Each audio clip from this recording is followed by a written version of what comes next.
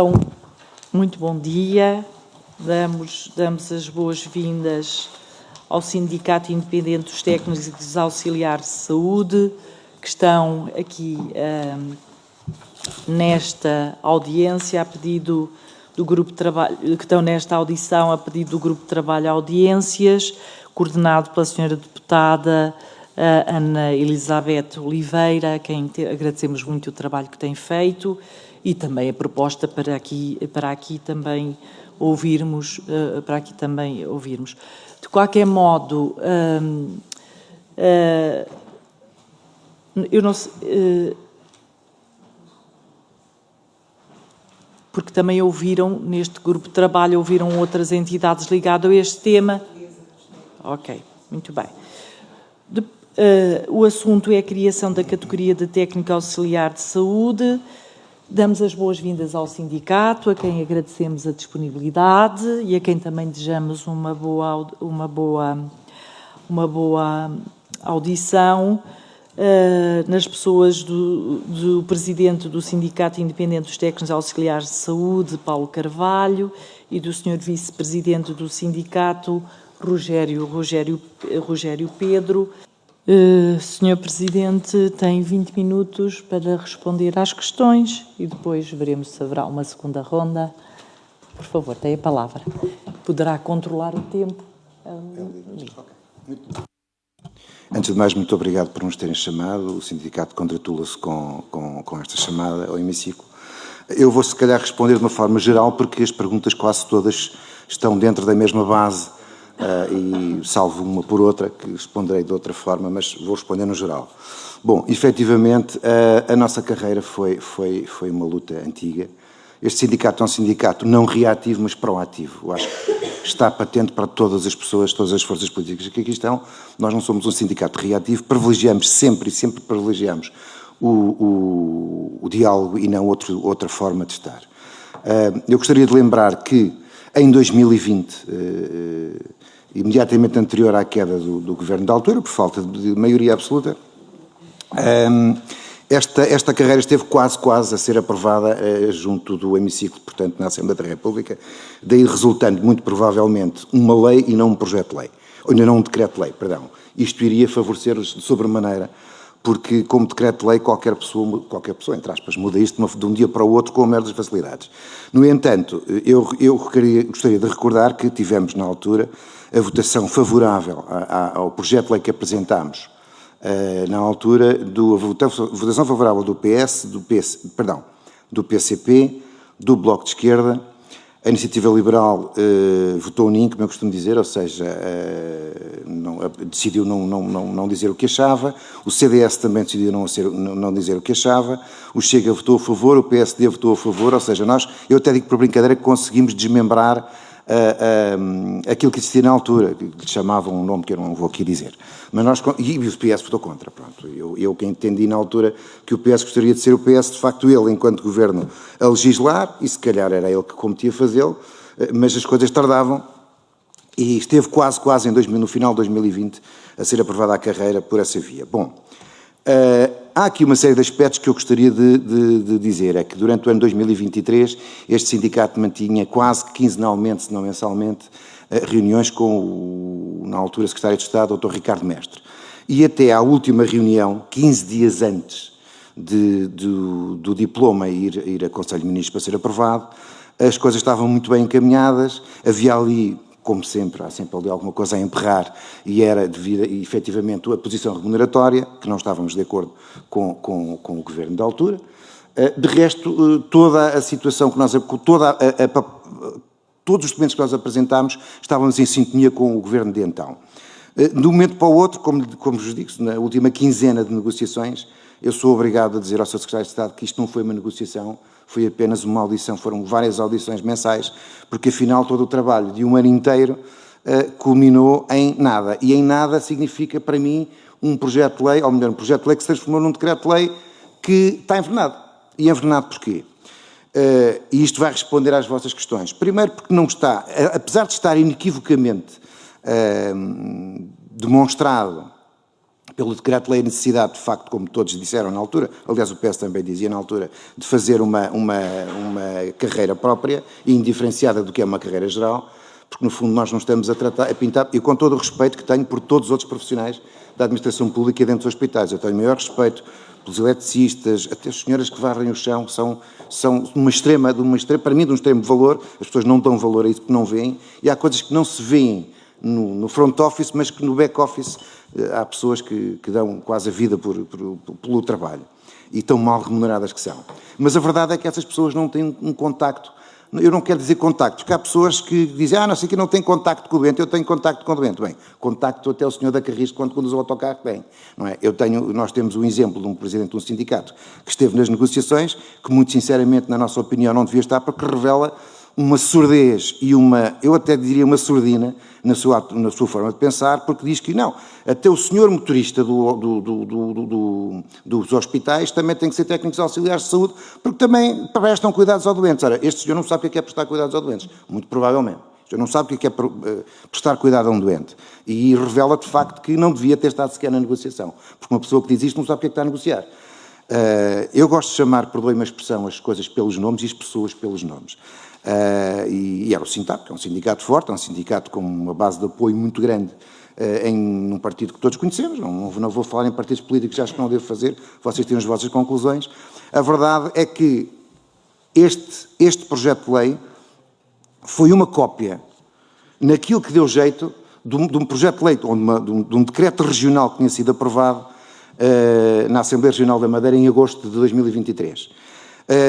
É evidente que também não foi perfeito, não, muito pelo contrário, porque permitiu não separar, e em Coimbra diz-se muito isso, nós somos de Coimbra, a estrada da beira da estrada, não é? E não foi suficiente para que as pessoas, e estamos aqui várias pessoas de Coimbra e perto de Coimbra, e não foi suficiente para, de facto, separar o trigo do joio, ou seja, separar o que é efetivamente um técnico auxiliar de saúde e o que é um assistente operacional. Ambos são importantes, ambos são necessários, nós representamos ambos.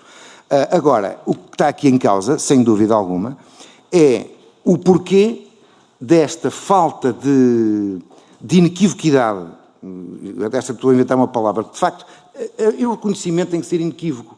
Nós sempre achamos que, vamos pôr as coisas, eu vou dar um exemplo muito prático. Um rapaz que acaba o 12º ano, em que dedicou 3 anos da sua vida, 10º, 11º, 12º, é esta profissão, técnico auxiliar de saúde. É um curso de 3 anos que é dado nas escolas, atenção, não é nas escolas particulares, é nas escolas públicas, não é? E que tem 3 anos, portanto, opta por não ir para a faculdade, porque vê ali um futuro, porque há falta de técnicos auxiliares de saúde nos hospitais, nós não temos, ainda não temos. Esse, aliás, é uma das situações que vou dizer mais à frente, porque é que ainda não passaram todas as OLS, ainda não os transitaram todos, mas acima de tudo eu vejo-me desmotivado a ganhar 48 euros a mais de salário mínimo. Sim, meus senhores, foi isto que se passou. A pessoa estuda 3 anos, afincadamente, eu conheço porque também lhes dou aulas e perfeitamente o programa e não é fácil, não é um programa fácil para eles, é à séria, com 6 meses de estágio no final numa unidade hospitalar. Alguns hospitais aproveitaram esse estágio para se pôr a trabalhar nas cozinhas, por exemplo, que não tem nada a ver. E nós sempre que detectámos esse tipo de situação, encaminhámos para o IGAS, e o IGAS fez o que tinha a fazer, ainda bem, mas isto é para verem, de facto, a seriedade ou a falta dela com que as próprias ULS encararam o que é um técnico auxiliar de saúde. Ou seja, havia aqui um grande interesse por parte desse tal sindicato muito grande, que 90% dos seus associados são assistentes técnicos e não assistentes operacionais. Ora, estamos aqui a falar de TRU. E na TRU os assistentes técnicos atualmente estão na posição 7.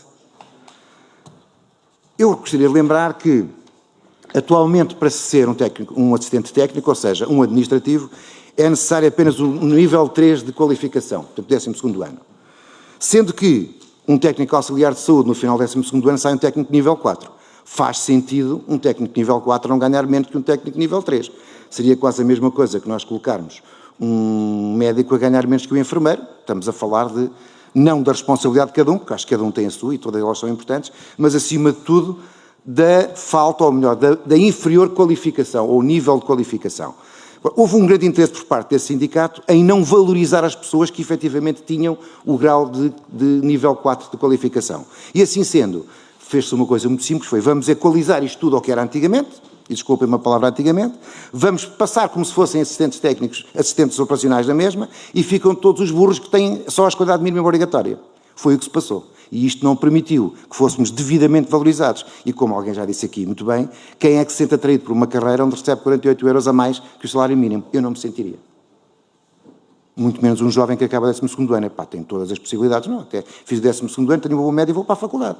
E então perdemos 3 anos, milhares de jovens neste país, preparados para cuidar de nós dentro de um hospital ou de uma unidade de saúde, e vão para outro curso porque não vêem sequer aqui numa carreira atrativa. Mais grave, além de não vermos uma carreira atrativa aos jovens, os que cá estão a ficar velhos. Olhe-se para mim, 56 anos. Não é? E eu sou presidente do sindicato, tal como o meu colega é vice-presidente, mas nós trabalhamos também nos nossos hospitais. Nunca deixámos de o fazer. É verdade que poucas vezes vamos, 2, 3 vezes por mês. Tal é o trabalho que nós temos. Portanto, sabemos perfeitamente esta vicissitude. O que acontece é que depois as pessoas envelhecem, há sucessivas baixas, não há pessoal que chegue nem para suprimir as necessidades, quanto mais as baixas médicas que existem. Porquê? Porque são sobrecarregadas. Nós estamos aqui a falar de uma classe, de um grupo de trabalho dentro de um hospital que é subejamente espezinhado, em que não há fins de semana, não temos fins de semana, as pessoas pensam, não temos um fim de semana. A maioria, 90% dos nossos colegas, não digo, mas 80% dos nossos colegas, e digo isto com segurança, não têm um fim de semana por mês completo. Não têm possibilidade de estar em família. Não têm possibilidade de ver os seus filhos a crescer. Entretanto, além disto que eu estou aqui a dizer, portanto, há uma enorme falta de recursos humanos e há OLS que não sabem o que é que há de fazer. Porquê? Porque há funções que o técnico auxiliar de saúde deixa de fazer sendo técnico auxiliar de saúde, passam a ser apenas e só funções do assistente operacional, e eu tive, inclusivamente, e vou chamar mais uma vez as pessoas pelos nomes, o presidente da OLS de Entre Douro e Voga, que me disse na cara, olha, eu vou ter que vos fazer provavelmente uma proposta que é assinarem um documento que, mesmo sendo técnicos auxiliares de saúde, vão ter que fazer as coisas dos assistentes operacionais porque eu não tenho pessoal que chegue.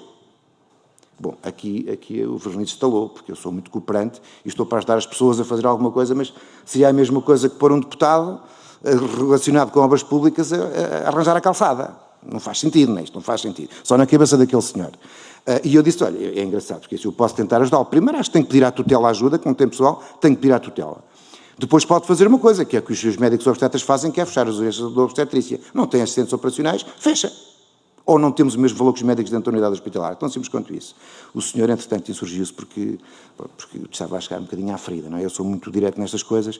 E ainda lhe disse mais, e posso ajudá-lo? É fazer o que 90% das ULS de todo o país fazem, que é terceirizar esse serviço de higienização geral, de espaços gerais e tratamento de lixos, a uma empresa terceirizada que é a Suscaté, o maior acionista do Estado.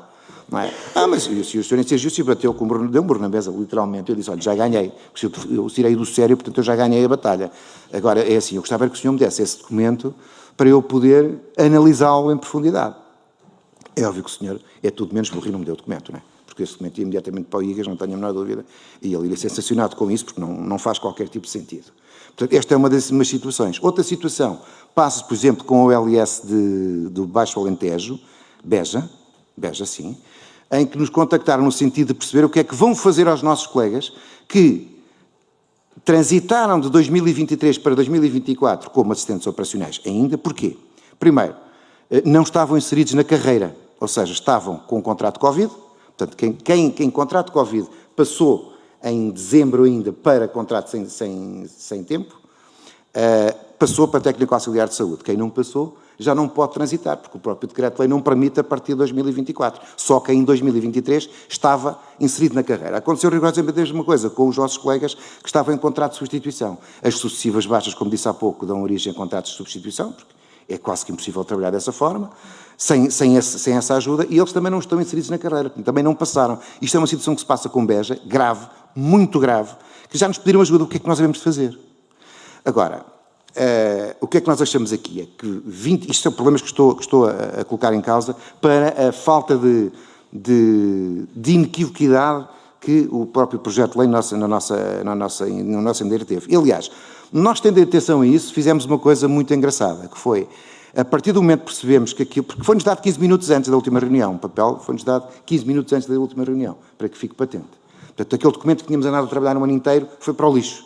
Esse documento, que foi vítima, inclusivamente, ou melhor, não foi vítima, foi o veículo para ser votado e para que as pessoas se pudessem pronunciar na obrigatoriedade da consulta pública. Foi esse nosso documento, ainda que alterado na parte dos vencimentos, e não o vencimento final, e não o documento final, que é muito curtinho, foi muito, olha, parafraseando alguém, foi muito pouquinho, muito sinceramente, foi muito pouquinho. Ou seja, há aqui uma enorme falta de valorização, ao dizer que a pessoa, porque depois há aqui outra situação que eu estava a esquecer e é importante, que é as pessoas que já trabalham, porque eu ouvi algumas pessoas que mas nós já trabalhamos há 20 anos, 30 anos, 5 anos, 10 anos. É verdade, nós não podemos escorraçar essas pessoas desta carreira, mas para isso há um processo que nós desencadeámos, ou melhor, desengavetámos da ANCAP, chamado RVCC, que é Reconhecimento, Validação e Certificação das Competências, e que a pessoa, no espaço de 3 ou 4 meses, consegue fazer o seu reconhecimento prático de um técnico auxiliar de saúde. Não é? Quer dizer, aliás, foi isso que despoltou todo este processo. Porque nós, ao invés de greves como outros sindicatos, resolvemos meter mãos ao trabalho, arregaçar as mangas e procurar todas as formas de conseguir o nosso intuito, mas provando por A mais B. Acontece que, de facto, 48 euros é muito pouco. Aliás, eu não posso conceber que um técnico, de um assistente técnico dentro de uma unidade hospitalar, que não tem o risco, que não tem necessidade de ter os conhecimentos que um técnico auxiliar de saúde tem, só quem não conhece o programa, mesmo do RVCC, são 14 unidades de competência que têm que ser validadas, e são validadas de forma prática ou teórica. Ou seja, eu costumo dizer aos meus alunos que é assim, nós estamos a começar a casa pelo telhado, ou seja, estamos a dar as bases teóricas para aquilo que devia ter sido o nosso início. É errado, mas é o possível. E não há ninguém que acabe um processo de RVCC que não diga eu saí a aprender mais, eu sinto-me mais profissional. Portanto, todo este processo que lhe dá o técnico auxiliar de saúde iria permitir uma outra coisa muito importante, que era atingir as metas de literacia perante a comunidade europeia. Portanto, nós íamos ter mais pessoas com o 12º ano, ou melhor, íamos ter mais pessoas com o nível 4 de qualificação. Portanto, aqui era uma relação de win-win para todas as partes. Mas pronto, alguém achou que devia mudar as regras do jogo e preferia então que fosse a escolaridade mínima obrigatória, remetendo estes profissionais para tarefas de grau 1 de complexidade. Ou seja, reparem, 3 anos a estudar, 6 meses de estágio, e a estudar à séria, e então dá-se-lhe tarefas de grau 1. Dá-se-lhe o grau de qualificação 4. Qualificação europeia e qualificação nos quadros nacionais de qualificação. 4. E depois dá-se tarefas de grau 1, como se fosse a mesma coisa. Isto foi manifestamente alguém que meteu aqui o dedo no sentido de denegrir aquilo que era a ideia base da criação deste projeto de lei e desvalorizar face ao outro grupo profissional, que nem sequer devia ter sido para aqui chamado. Para aqui, para ali. Neste caso, para lá chamado. Eu não tenho que me preocupar com o outro grupo profissional, defendo o meu. Isto é o problema dos sindicatos, que querem defender toda a gente e todos. Depois, às vezes, tem estes reveses, mas é bom que se saiba dentro desta comissão o que é que efetivamente se passou. O que é que nós temos feito em relação ao que se está a passar? Bom, a primeira coisa que fizemos foi marcar uma audiência com o Sr. Presidente da República, que não nos recebeu, acho que há ali uma certa aversão aos sindicatos, não sei muito bem porquê, já é a segunda vez que nos remete para as suas assessoras, e ficou registado que nós não estávamos de acordo e os motivos pelos quais não estávamos de acordo. E a ideia era que o Sr. Presidente da República promulgasse o decreto-lei, no entanto não deixasse de fazer algumas ressalvas para que mais tarde, que é o agora, nós pudéssemos agarrar-nos ali a qualquer coisa. Não o fez, por isso simplesmente promulgou. Também não é menos verdade que o Governo cessante estava já quase quem... Não estava mesmo a cessar, não é? E também não é por acaso que havia alguma urgência em que deixasse o seu nome na história, e eu confesso que sim, acho que muito bem, que fosse um interesse do Partido Socialista na altura e do Governo da altura. O que é que nós temos vindo a fazer? A primeira coisa, como disse, foi apresentar também uma queixa à Provedoria da Justiça, à Provedoria da Justiça, no sentido de acautelar algumas ilegalidades que estariam dentro do próprio decreto-lei. Porque assim, eu não posso chamar técnico auxiliar de saúde a uma pessoa que não tem um nível 4 de qualificação com o curso técnico auxiliar de saúde. Portanto, isto é grave. Isto é mais do que grave. Isto é, eu nem consigo qualificar uma coisa destas. Portanto, este decreto-lei, já vamos ver no fim, vai ter que ser muito ratificado. Falámos também sempre com a ACSS, na altura na pessoa do Dr. Vítor Herdeiro, que estava perfeitamente de acordo connosco, também na falta de aplicabilidade do decreto-lei. É verdade, algumas ULS ainda não transitou ninguém, em algumas ULS. Eu não tenho o número preciso, mas posso dizer-vos que cerca de... dos 50% não passaram. De início houve ULS que passaram gente a esmo. E a tudo. Isto são assistentes operacionais, passa tudo para técnico auxiliar de saúde. Pá, nós imediatamente insurgimos, apresentámos queixa também ao IGAS, apresentámos queixa ao CSS, apresentámos queixa também ao atual Ministério. Valeu o que valeu, pelo menos acho que, tanto quanto sei, o IGAS abriu uma série de processos de averiguações com algumas ULS. Essas ULS, entretanto, as que foram fortemente que cometeram adultério de passar toda a gente a esmo, acabaram por recuar, o que é subjamente muito mau, porque assim estamos a dar um repousado a uma pessoa, um repousado que são 48 euros por mês, a uma pessoa que é na salário mínimo e agora dá cá porque afinal enganei-me. Isto não se faz. Isto é de uma... Aliás, isto aconteceu com pessoas que também ao abrigo de outra situação, não é para aqui chamada, mas receberam 7.000 euros de indemnização e tiveram que devolver, estão a devolvê-lo neste momento. Porquê? Porque passaram para patamares para níveis de remuneração que não deveriam ter passado. Eu também disse isso na altura, também fiz queixa ao IGAS, também falámos com a CSS, também falámos com o Governo, e entretanto só com 2 ou 3 televisões é que isto se resolveu. Dá-me a impressão que nem vale a pena às vezes falar com as pessoas corretas. Uma televisão dá sempre efeito. Aliás, eu costumo dizer, quando vou a uma LS e quando há ali algum diferente grave e ilegal perante a administração, tenho 2 coisas a fazer, queixa ao IGAS, queixa à CSS, queixa à Sra. Ministra, e a seguir ponho aqui 2 televisões à frente, é isso que o senhor quer, e acreditem que funciona. Tem funcionado. Então, não preciso de greves para chegar lá. É preciso perceber como é que se lá chega. Não preciso até à altura, vamos ver o que é que vai acontecer daqui para a frente. Isto porquê? Porque nós temos, desde março, contactado com o Ministério, no sentido de reunir com a Sra. Ministra, e vou fazer aqui uma confidência, consegui um número de telefone influente, é uma espécie de QI, é quem indica. O QI já não é aquilo que era antigo, o QI é quem indica. E indicar a uma pessoa certa, e lá consegui uma reunião, não com a Sra. Ministra, mas sim com o seu chefe de gabinete, que foi muito solícito, apontou tudo aquilo que nós falámos, que eram tudo isto que estamos aqui a falar, e muito mais coisas, e no dia seguinte enviámos no memorando com tudo o que foi falado, a pedido dele, por e-mail, no sentido de ser dado à Sra. Ministra. Até hoje estamos à espera. Já requeremos duas vezes, uma audiência com a Sra. Ministra e não nos foi dada sequer resposta. A última vez que estive com a Sra. Ministra foi a 1 metro de distância na comemoração dos 45 anos do SNS. Não era o sítio para falar com a Sra. Ministra, como é óbvio, não é? Não era o sítio. Mas a verdade é esta. Eu chego a pensar o seguinte: será que os nossos pedidos de reunião, justificados pelos motivos que nós lá explanamos, chegam à mão da Sra. Ministra? É que se chega à mão da Sra. Ministra, eu não estou a vê-la, muito sinceramente, a ignorar aquilo que lá vai escrito, que é tudo o que vos chegou. Eu não ignoraria. Estamos a falar de 34 mil profissionais no SNS, só no público, e estamos a falar da base do SNS, as pirâmides caem pela base.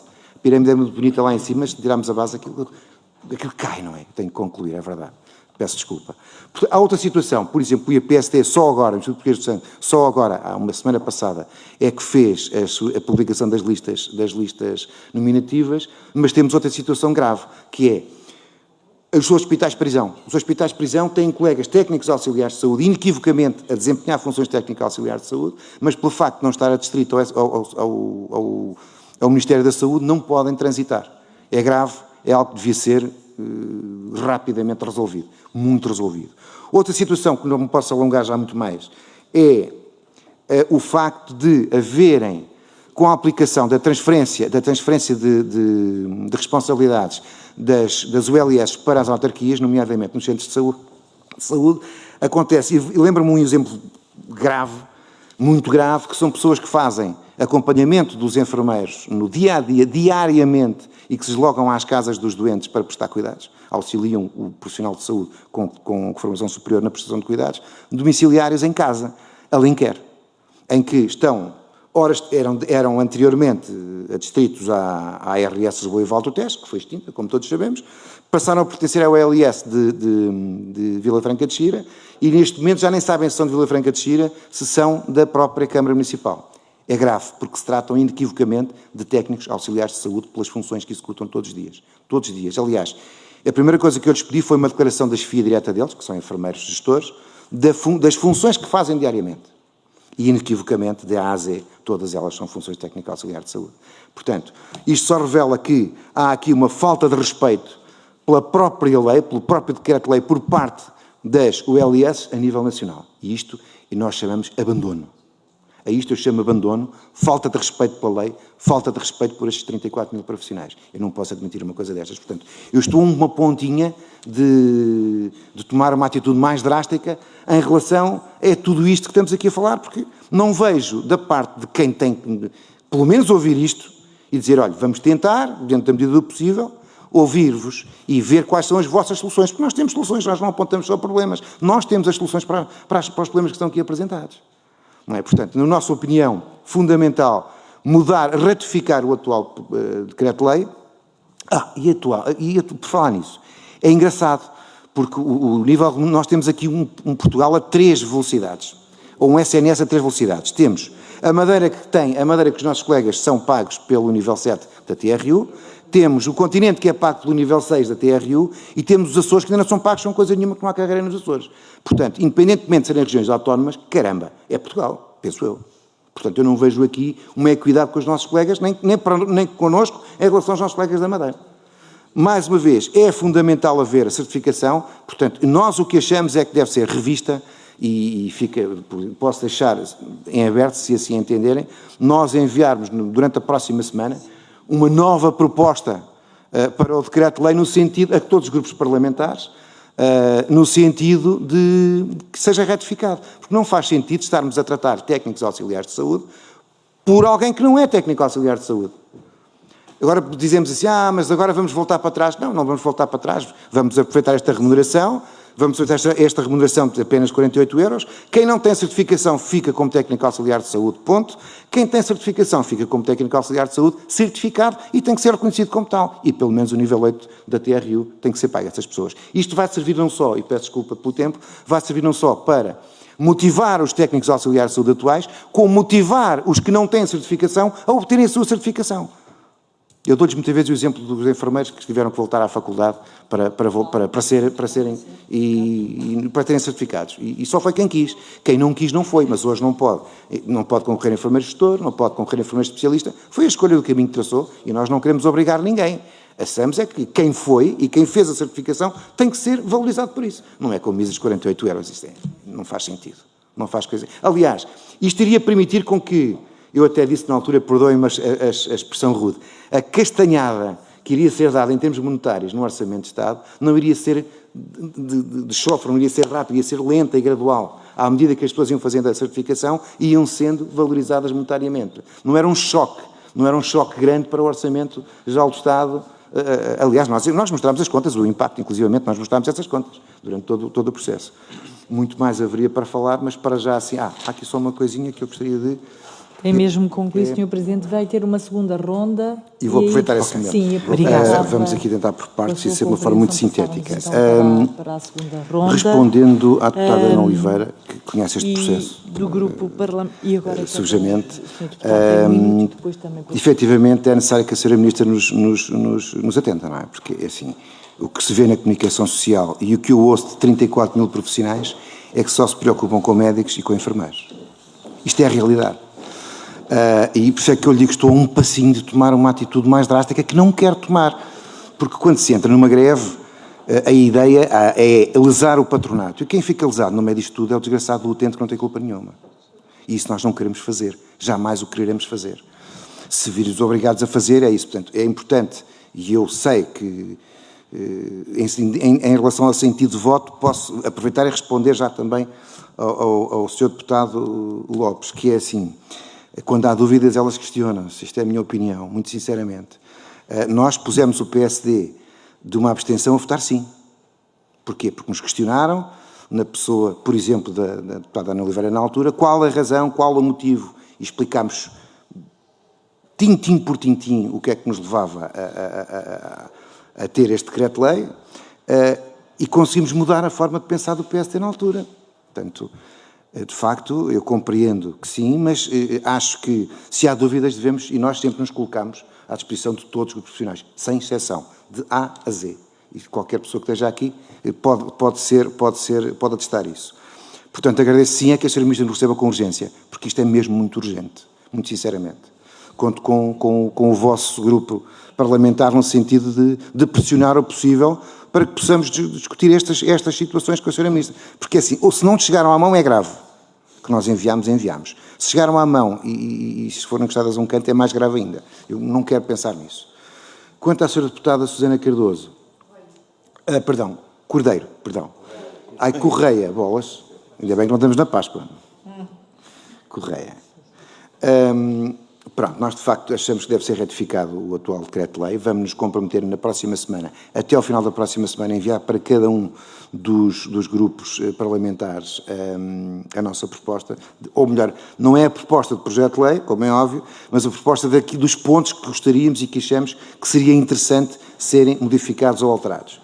No que toca a quem tem formação de 3 anos, aqui há 2 situações. Nós temos 2 tipos de certificação. A certificação de pessoas que têm o 12º ano pela via normal, via profissionalizante, ou pela via da RVCC. Eu não tenho neste momento os dados comigo, já os tive na célebre última reunião que tivemos com o Dr. Ricardo Mestre. Tinha esses dados atualizados no dia anterior, que os pedi à ANCAP, porque a ANCAP está-nos esses dados, eu faço 2 telefonemas e tenho esses dados em 2 horas. Ok? Mas o que posso dizer é que pelo menos 70% já estão entre os RVCCs e entre as pessoas que fizeram pelo curso de aprendizagem, 10º, 11º, 12º ano. O que acontece é que a larga maioria das pessoas que fizeram pelo processo de aprendizagem, 10º, 12º, 12º ano, já nem sequer estão a trabalhar no SNS. Tal foi aquilo que nos deram mais 48 euros. Isto foi... É verdade e é a realidade. Mas 70%... neste momento, eu acredito que éramos capazes de buscar muito jovem que está num centro comercial ou nas caixas do Continente ou outros, passa a expressão, de publicidade, ou de outras áreas comerciais, a ganhar quase o mesmo que nós ganhamos, não estando exposto a riscos, não tendo fins de semana a fio sem estar com a família, não apanhando Covid. Nós fomos o grupo profissional com mais mortes na altura de Covid, porque será, porque será. E não é por falta de utilização dos EPIs, é assim porque nós aqui íamos para dentro dos problemas dos covidários, transpirar que nem um animal de corrida, não é? E em contacto direto com os utentes. Portanto, cerca de 70% destes profissionais estão aptos têm a certificação de uma forma ou de outra. E sim, a sua pergunta também foi muito direta, eu vou-lhe uma resposta também muito direta. É sim, nós achamos, contrariamente a outros 2 sindicatos, que só deveria passar quem tinha a certificação, porque essa era de facto a única forma de valorizar estes profissionais. Ao contrário dos outros sindicatos que são generalistas e não queriam valorizar tanto estes profissionais em detrimento dos outros que representam. Isso não é culpa minha. Não é? Isso não é culpa minha. Portanto, eu não tenho dúvidas nenhumas de que houve aqui algo bastante grave. Portanto, valorizar as pessoas. Há uma coisa interessante, é que nós advogamos que deve haver um período de transição de 3 anos. Portanto, em 3 anos, as pessoas que quiserem passar por este processo técnico auxiliar sobre por RVCC, podem fazê-lo num espaço de 3 anos. É perfeitamente aceitável. Não sendo técnicos auxiliares de saúde. Sim, ou melhor, técnicos auxiliares de saúde certificados. Porque nós advogamos a entrada de uma nova carreira. Outra coisa, falar em carreira muito interessante, que era, que eu esqueci-me e é importante. Nós, ao passarmos para a carreira técnica auxiliar de saúde, perdemos todos os pontos de CADAP anteriores, todos, ficámos a 0. Ou seja, os nossos colegas, com a mesma idade e alguns mais novos do que nós, de antiguidade, dentro do SNS, os que não passaram a técnicos auxiliares de saúde, mantêm-se em centros operacionais, não perderam os pontos acumulados. Nós passámos a 0.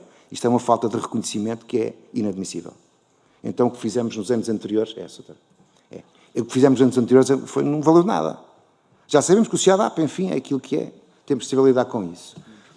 Aliás, já tínhamos perdido pontos em 2019. Eu recordo que na altura, quando foi reposta a situação da Troika, nós foi a única carreira das carreiras gerais do Estado, que eram os assistentes operacionais, assistentes técnicos e técnicos superiores, foram os únicos que em 2019 tudo o que estava para trás foi zerado. Tivemos colegas que perderam 25 pontos. E porquê?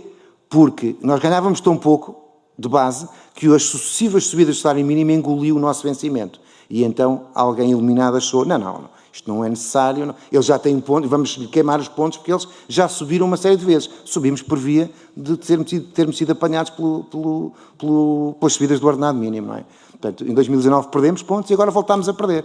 Portanto, começámos em 19, 20, 21, 22. E outra coisa grave, que é, como é que vai ser a avaliação deste biênio, que é 2023-2024? É que em 2023 era assistente operacional. Em 2024, sou técnico auxiliar de saúde. Quem é que me vai avaliar? Um enfermeiro? Um TSTT? Portanto, outra coisa importante que temos que ter aqui em linha de conta, que é a perda de pontos, que acho que foi... São queixas diárias que nós temos no nosso sindicato, e o que é que eu hei de responder? Estamos a tentar resolver, mas a Sra. Ministra não nos recebe. E isto é importante que nos receba, porque isto tem que ser em articulação com o Ministério das Finanças, como é óbvio, não é? Não é só o Ministério da Saúde que está aqui implícito. Havia aqui uma outra coisa que era o... Já não me lembro, já me esqueci. Portanto, de uma forma geral, eu acho que respondi a todos, nesta última ronda. 7 minutos, já ultrapassei aqui um bocadinho. Pá, eu acho que estamos sempre, vocês têm o nosso contacto, nós estamos sempre disponíveis. Aliás, nós tínhamos previsto fazer uma ronda com todos os partidos com assento parlamentar. Não o tínhamos feito ainda porque tivemos noção que se meteu julho e agosto. A ronda sabemos o que é trabalhar para o Orçamento Geral do Estado, como estou ainda a trabalhar.